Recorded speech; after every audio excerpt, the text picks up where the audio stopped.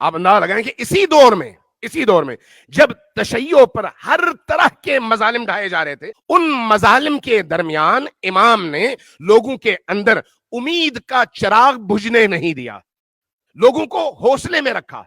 لوگوں کو آپس میں جوڑنے میں اپنی پوری زندگی صرف کی،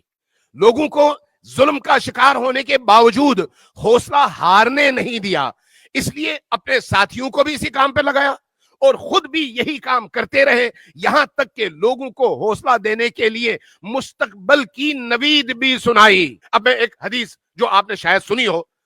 بہار الانوار کی حدیث ہے، فرمایا تم پریشان نہ ہو، وقت آ رہا ہے ایسا جب قم سے ایک مرد مجاہد فقیہ اٹھے گا اور جب ظلم کو للکارے گا تو اس کے ساتھ ایسے مؤمن کٹھے ہو جائیں گے جو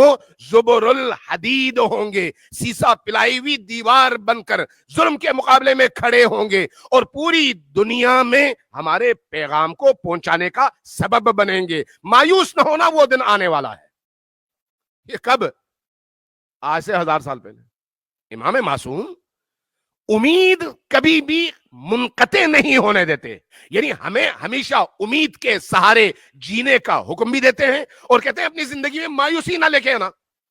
چاہے سخت ترین حالات ہوں، ان سخت ترین حالات میں بھی اگر تم ایک عقیدہ توحید کے پابند ہو، عقیدہ رسالت و امامت اور ولایت کے پابند ہو، اگر تمہیں یہ معلوم ہے کہ تمہاری زندگی کا دار و مدار اس محور پر ہے جس کو ہم امامت اور ولایت کہتے ہیں، تو پھر امام موجود ہے، تمہیں مایوس نہیں ہونا چاہیے۔